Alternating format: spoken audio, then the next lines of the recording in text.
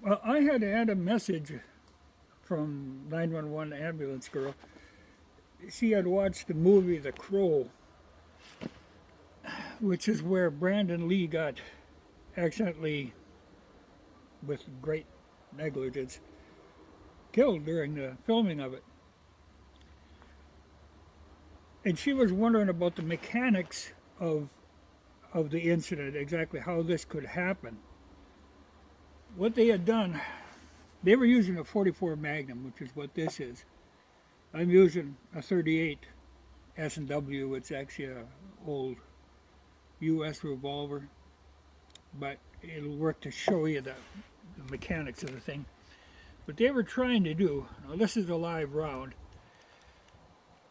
but when they were filming it, they wanted to be able to see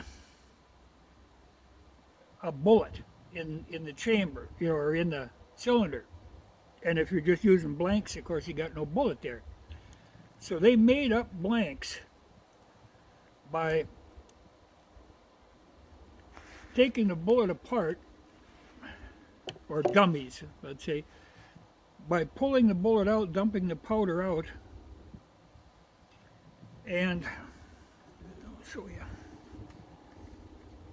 There isn't a lot of powder in these in the first place, but if I can get one of these apart.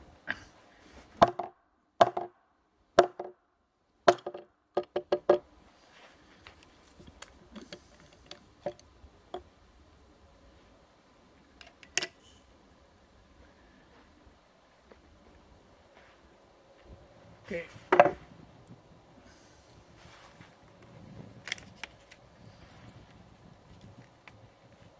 Now that's the powder that's in one.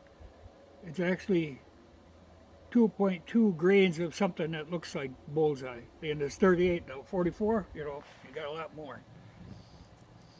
But after they dumped the powder out, then they fired the primer, so they had a dead primer. Or thought they had a dead primer. So then the dummy would be perfectly safe, though it would look like a live round except for the spent primer. But then, they accidentally left one of them with a live primer. And on a gun like this, there's a forcing cone up here, and that bullet can actually go quite a ways into the barrel before it encounters a rifling, so there isn't much resistance there. And I'll show you, even just the primer has quite a little force to it.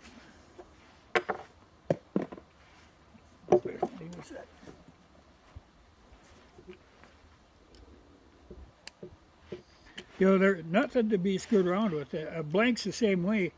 They're not a toy by any means. But you can see that's fairly loud.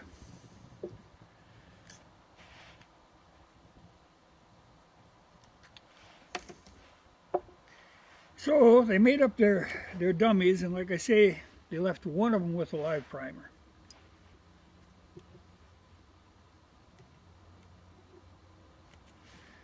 And this kind of thing,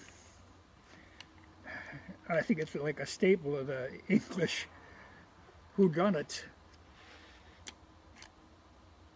Where there's a play going on within the movie, and somebody rigs the deal and murders somebody.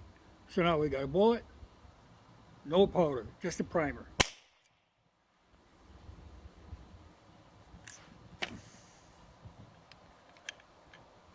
Now that has enough force behind it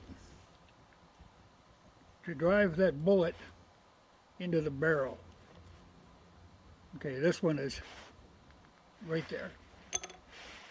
So looking at the gun without looking down the barrel, you would think, perfectly safe. But not at all. In fact, it freaked me out the one time I was watching somebody doing some shooting on YouTube where they'd loaded up a bunch of rounds with one of these progressive presses, and someplace along the line, the press had screwed up and hadn't dumped powder. So as they were shooting it, all of a sudden they'd get these, boom, and it wouldn't, and it freaked me out because all you have to do then is try and get one that works, and you've already got a chunk of lead in the barrel, and you've got a problem. If you have anything that screws up, makes an odd sound or something unusual, you got to check your barrel.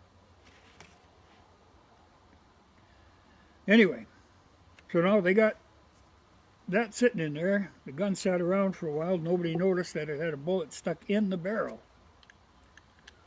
So then they loaded up a blank.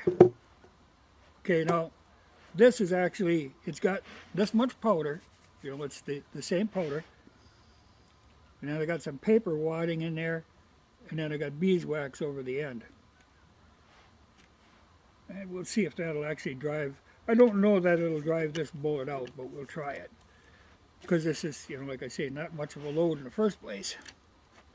And if you've ever tried to drive, like when you're slugging a board, try to drive one through, they don't drive easy.